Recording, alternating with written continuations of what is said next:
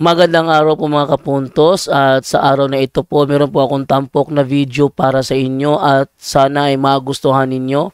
Kaya sa mga bago pa po sa aming channel, please po don't forget to hit the subscribe button at ang notification bell para maging notified kayo sa bawat video na ilalabas ko sa channel na ito. At bilang kahilingan po ng punto por punto team at naway maintindihan po ninyo, sana po wag nyo pong i-skip yung mga ads sa aming mga video. Sa maliit na bagay na po na yan, malaking tulong po yan sa ating programa at sa ating ministry. Sana po maunawaan po ninyo. Maraming salamat po, kaya wag na po natin patagalin. Simulan na po natin. Dito sa mundo, may iba't ibang uri ng pananampalataya. May Kristyanismo,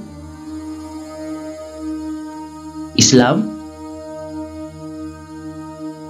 Judaismo, at iba pa. Kani-kaniyang paniniwala at kani-kaniyang doktrina. Ngunit, alin kaya sa mga ito ang tama? Handa na ba kayong samahan kami upang mag-imbestiga?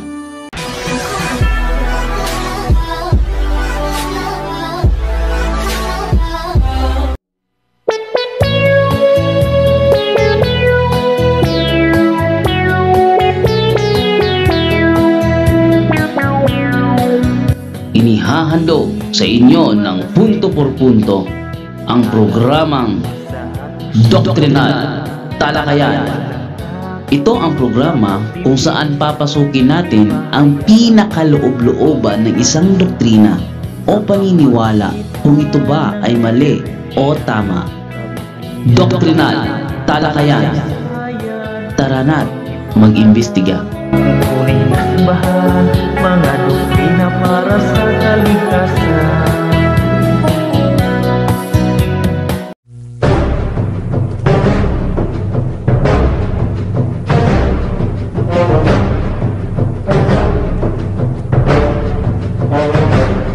Much deeper, pero hindi ako lumayo sa topic. Kaya, 'di ba, hindi ko sinagot ang tanong ni Sir John Doe, sino ang, 'di ba, he already deviate sa aming topic noon. Nasabi niya o ano ang fourth beast. Hindi ko siya sinagot dahil lalayo na kami sa topic. Ganito bro. Hindi niya alam. Bro and sis, ganito yung mga nakaraan nyo ba, kumbaga i-ano muna natin yan para matuloy lang ngayon, tapos i-ano natin ngayon kung para sa ngayon lang yung anong mangyayari pa. Ngayon si John Doe naman yung magdadala ng debate na ito kasi siya yung affirmative, ikaw negative, magtututol ka lang dito At, excuse me din, sir. Sir, pag magtutol ako, I also have to present mine. Bakit ako tutol? Tama. Okay, that is always the case. Thank you. Tama naman. Badira siya, kaklaruhin natin badira siya ha. Ang role ni Ma'am Genevieve is negative. Ibig sabihin, ang focus niya rito, gibain yung aking paksa. Hindi yung magtatayo siya ng kanyang sariling paksa kung saan malilipat ako doon ng issue. Ayoko yung ganun. Ayoko yung ganun. Sir John? Naiintindihan ko. Okay. Okay. My stand is always on opposite to you. Pero, saan ako kukuha ng mga presentation ko? Sige, ibahin mo lang, ma'am. Ma'am, ganito ma'am. Yes. Sige, kita idea, ma'am ha. Titindigin ko na ang 10 Commandments bahagi sa Law of Moses. Ang role mo dito, ma'am, patunayan mo na hindi siya bahagi. As negative, patunayan mo na hindi siya bahagi. Ang ako naman as affirmative, patunayan ko na bahagi. So, hindi mo na kailangan pang kumuha ng ibang issue na hindi ulang kinalaman sa 10 Commandments. Yun. Okay. Ang topic natin, Sir John Doe, is ang utos na ibinigay sa Sinai ay kabilang ha, that word kabilang. Yes, kabilang. So take note of that, kabilang sa Law of Moses, meaning to say that it's not only the 10 Commandments na andyan sa Law of Moses, and therefore you have to expound it more deeper. No, ganito mo. Ma'am, ganito mo. Maraming Law of Moses, may ceremonial law, may dietary law, may moral law. So maraming Law of Moses. ang specific topic Kaya ko, nga. Ma'am Genevieve, ang Ten Commandments, moral law, kabilang sa law of Moses. So, walang kinalaman ito ang dietary law, walang kinalaman ito ang ceremonial law. Pag nag-attach ka sa ceremonial law o sa dietary law, objection, out of topic yan. Okay, again, Sir Rasha. Okay, bilang moderator, I have to present that laws. That is because para makita natin kung talaga bang sa panahon ni Moses lang ang Ganito ang ba? pagbigay ng Ten Commandments. Ganito bro and sis ba? Alam ko iba-iba yung definition nyo ng nung Ten Commandments tapos yung Law of Moses. Maganda sana kung sa debate na lang natin dalhin to ba? Kasi tatagal tayo dito. Kung dito pa lang. Na lang natin. Tapos tingnan natin during debate ba? Kung papasok, hindi. Ganun na lang siguro. Yan. Parang Ano yung takot kasi topic si ko Sir lang? Chando. Alam ko meron kayong parang ganyan ba? Parang Kung ano yung topic, yun lang talaga moderator. Yun ang dapat. kasi Excuse me for a while. ayaw kong magpagitna sa nyo ba, yung parang medyo nag-aaway kayo, nagko-comment kung anong nangyari, tapos yung balian na lang. Ayaw kong sumali sa inyo. Bali sa inyo na lang yan. Dito tayo sa debate ngayon ba, kumbaga. Ngayon, doon sa mga definition nyo, alam ko iba-iba talaga yung definition nyo dyan. At tingnan na lang natin sa debate. Parang ganun ba? Ano sa palagay nyo? Yes, kailangan talaga. Ano yung pinag-usapan, Maderasya, yun lang. Sis Jenny. Ako always, hindi ako nag-escape ng topic. So, paano ba to? Tuloy natin? Sige, tuloy na Maderasya. Basta, yun lang ano ano yung issue, yun lang. So, any remarks mamaya, sabihin nyo yan. Kung Okay, ano yung excuse me for a while. Ang ano lang din kasi, sir, dahil nagbanta siya daw, na pag mag-discuss ako ng mga dietary law, itigil daw niya.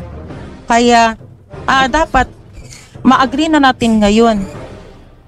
Dahil hindi man tayo limited lang din sa mga ganyan. Dahil we have to be integrative. Pero hindi tayo nakafocus doon. Bali, yung mga singit-singit lang ba kung bakit natin napag-usapan? Maderasya, tuloy natin Maderasya kasi ang pinag-usapan ni Maderasya, ayan, binigay pa nga niya sa akin Maderasya, pinorward niya sa akin ang 10 utos na ibinigay sa Sinai kabilang sa Law of Moses.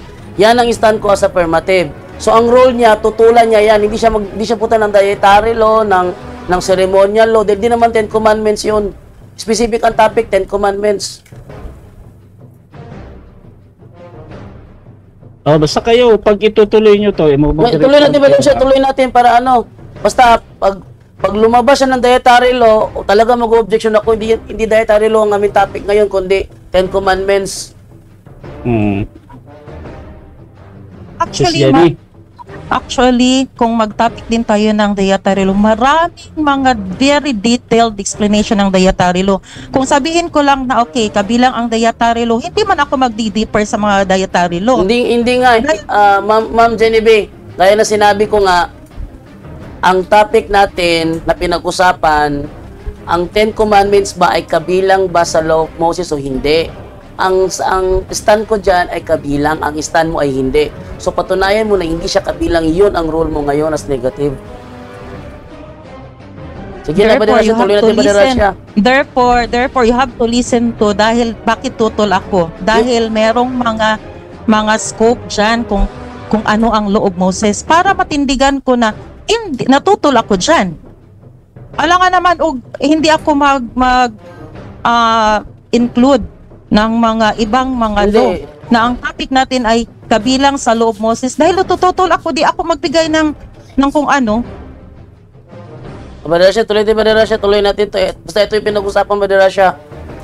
Hindi ko papayagan na magpunta ng ibang idea kasi gaya ng sinabi ko kanina, should be one central idea. At ang one central idea dito, kung kabilang ba sa Law of Moses ang 10 Commandments o hindi, yun ang one central idea. Okay. Hindi mo din alam kung ano ang word na kabilang. Yun lang nga eh. basta ganito. Hayaan mo na lang ako magpatunay, ma'am. Hayaan mo na lang ako magpatunay dahil affirmative ako. Kontrahin mo na lang yung stand ko. Basta iano na lang natin ba, bali, alam niyo naman yung style ng pagmo-moderate ko. I know, iba-iba tayo ba, kumbaga. So, doon na lang tayo sa debate ba, kumbaga. Pero kung meron kayong, pag-uusap dito outside lang, Basta ito na ba siya yung pinag-usapan topic yun ang tatalakayin. Basta yan nga yan sa'yo, bro. Tapos kay Sis Jenny din, meron din siya sa kanya ba? Ay, integrative dahil may ngayon, connection siya. Ngayon, kung itutuloy ninyo to, ay depende yan sa inyo kung paano nyo dadalhin. Ituloy natin. Ako ang affirmative dito. Ay negative siya, kontrahin niya kung ano yung stand ko. Hindi siya gagawa ng ibang issue kasi pag gumawa siya ng ibang issue, ganito yung mangyayari balera siya. Tatanungin ko siya doon sa ibang issue. Sa dahil hindi mo ceremonial alam law. ang issue, kaya Baka pag nagtanong ako sa ceremonial law, sa dietary dahil law. hindi mo alam kung bakit, so dapat mag-present ako para malaman ng lahat. Dahil I know you never know about this. Dahil I know that you did not never know about this. Kaya mag-present ako. Yung nga, Ma'am Genevieve, magpresenta ka bilang pagtutol sa stand ko, hindi yung maka-affirmative ka ng show. Tama. Dahil okay na ba siya? Negative kasi ako, so dapat mag-present din ako kung bakit ako tutol. Yun na nga. Mag-present ka kung bakit ka tutol. Pero huwag ka tumakbo sa dietary law, sa ceremonial law, dahil hindi natin issue. Huwag kang matakot kung kayo talaga ang ay, naglalambing ka na naman, Ma'am Genevieve. Baderasya, tuloy natin Baderasya. Basta, kung ano yung pinag-usapan namin, yun ang tatalakayin ngayon. Sis Jenny, tutuloy mo ba? Ano lang kasi, dahil sabi niya, nagbanta kasi siya, Sir Rasha, na pag mag-mention daw ako ng iba na hindi daw sa 10 Commandments, ipatitigil daw niya. So, paano natin mapresenta ang katotohanan kung ganyan ang pag-uugali niya? May ganyan ba na nasa katotohanan? Baderasya, mag-desisyon ka Baderasya. Basta ang sa akin lang. Ako ganito, bro. Ano pinag-usapan, yun lang. Sabi ko sa inyo, ako, nandito ako, mag-moderate na ako sa inyo. Any style na gagamitin nyo, bahala kayo dyan. At alam niyo naman yung style kung paano ako mag-moderate. So, let's see doon sa debate kung paano, anong mangyayari Ngayon, kung meron kayong parang kondisyon, kumbaga ba, na dapat dito lang, dapat lahat parang ganon, bahala kayo dyan kung paano yan. Either ituloy nyo, hindi. Sige, continue na tayo Baderasya. Basta, excuse me, Sir Rasha. Dahil kasi, Sir Rasha, the significance of this is that dapat we have to be specific talaga kung ano ang andyan sa law of Moses. Dahil, di ba, ang significance nito ay kung ano ang na-end na law. Yan talaga ang dapat ang bottom line nito. Di ba? Dahil sinabi ninyo kasi na ang 10 Commandments ay hindi na para sa Israel, di ba? Oo, yan kasi, yan, katawa-tawa si Sir Jando. Sarcastic kasi ang kanyang pagkatawa-tawa. Sige hindi na, kasi niya alam. Tuloy na dito. Okay, di ba? Dami ni Ma'am Genevieve. Basta ako, abide lang ako sa rule, Baderasya. Abide lang ako sa rule. Paano yung rule? Yes, bro. Let's see, bro. Tingnan natin.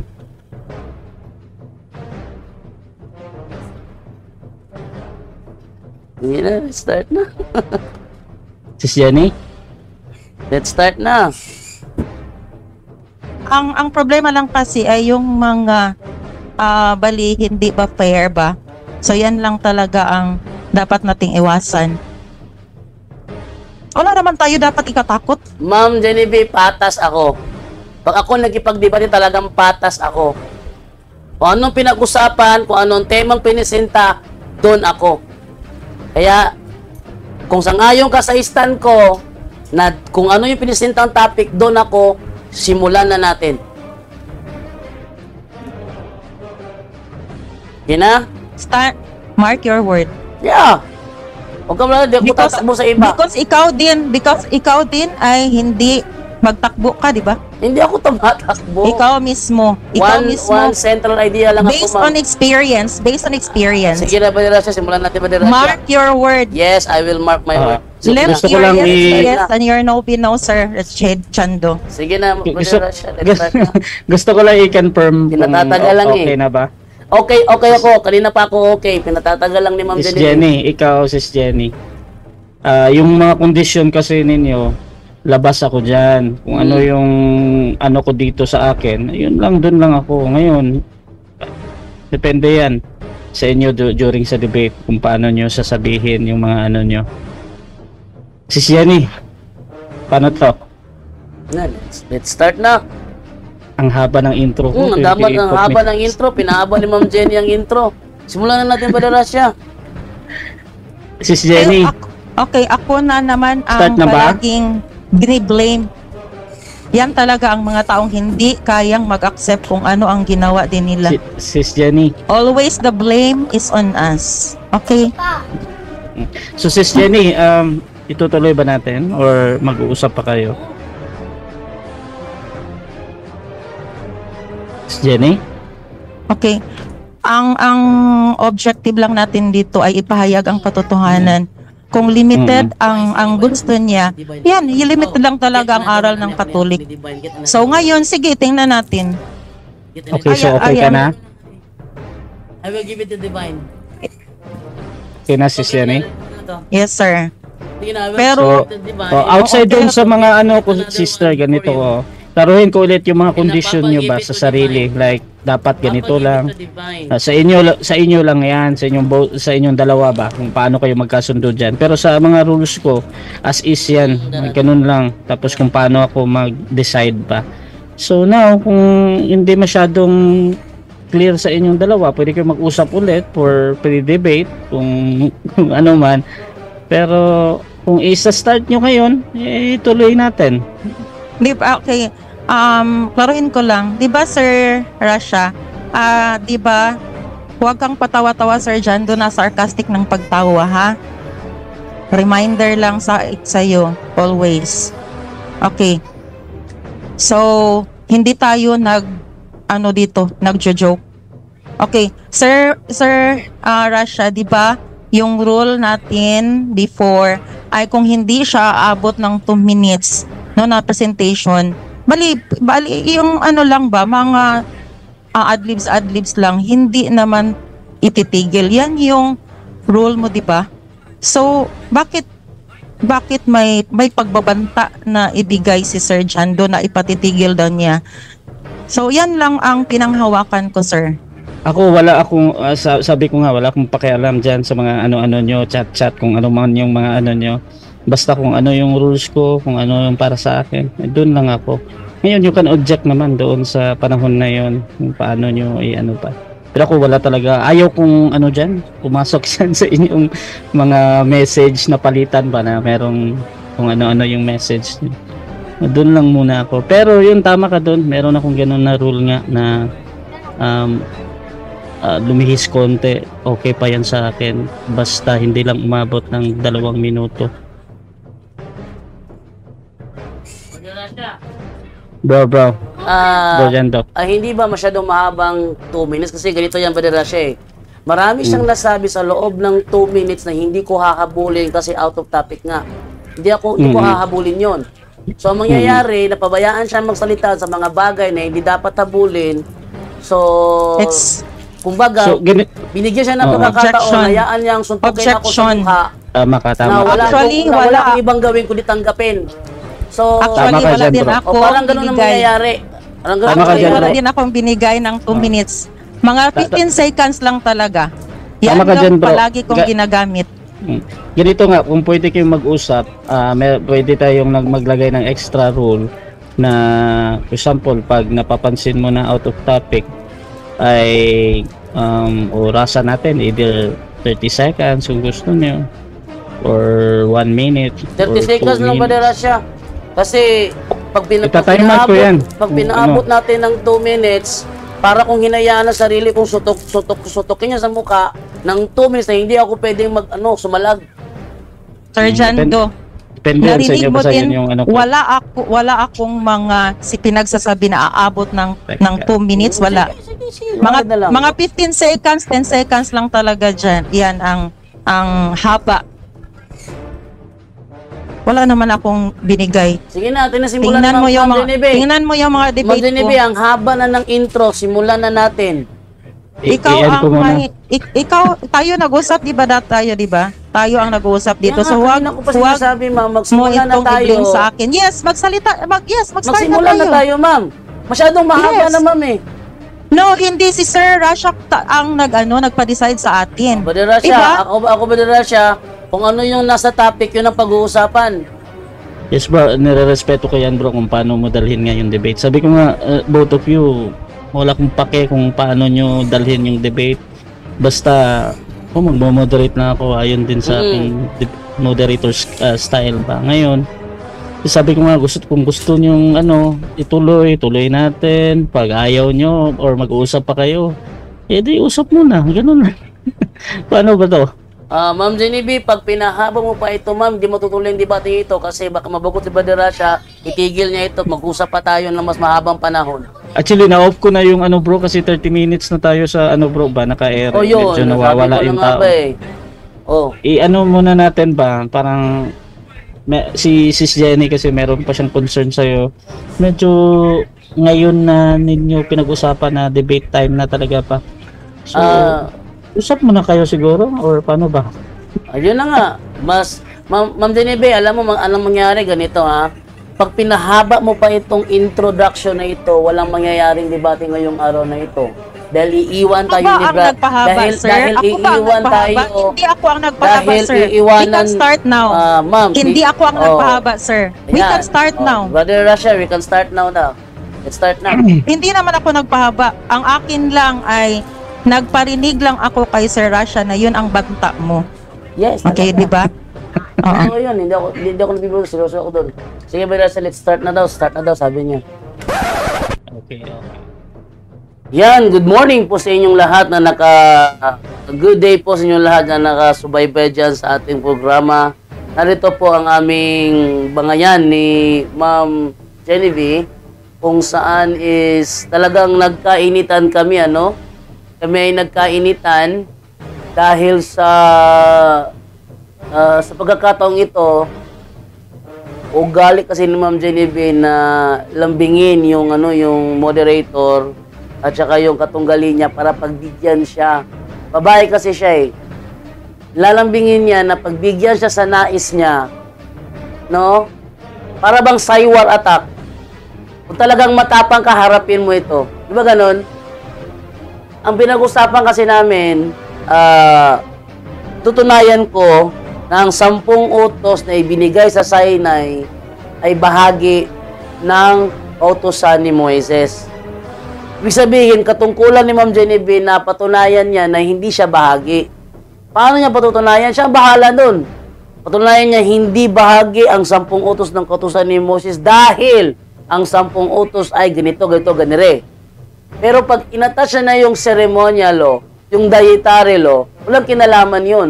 Bakit?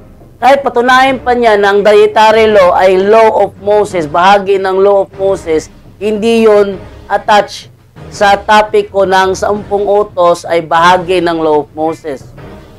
Hindi siya panggiba doon. Kahit sabihin pa niya na ang ceremonial law ang kautusan ni Moises, si Moises nagsulat na itinabi sa 10 utos, hindi pa rin yun panggiba sa topic ko na ang 10 utos ay bahagi ng law of Moses. Ang trabaho ni Ma'am Genevieve, patunayan niya na hindi bahagi ang 10 commandments ng law of Moses. Alam nyo, introduction pa lang tumatagal na. Bakit? Nagpaparinig siya kay Brother Russia. Nagpaparinig siya para pagbigyan ang nais niya. Kaya si Brother Russia, yung live niya, in-stop niya muna kasi umabot ng 30 minutes, di ba kami tapos? Tapos, ayaw tanggapin ni Ma'am Genevieve na siya ang nagpapahaba ng sitwasyon. No? Ayaw tanggapin ni Ma'am Genevieve na siya ang reason kung bakit tumahaba ang introduction. Bakit? Kasi gusto niyang igiit. Sabi niya, mas gusto ko pang palaliman. Hindi pwede yun. Bakit? Should be one central idea. Yan ang trabaho ng affirmative stand. At ang trabaho ng negative stand is gibain ang stand ng affirmative stand. Yan ang trabaho ng negative. Siya negative, ako ang affirmative. So, gigibayin yung tindig ko. Hindi yung tatakbo siya sa sa ceremonial law. Kahit patunayan pa niya na ang ceremonial law ay law of Moses, hindi yun nakakagiba sa paksa ko. Kasi bahagi. Ceremonial law, bahagi yan ng law of Moses. Dietary law, bahagi yan ng law of Moses. Ito naman nga yung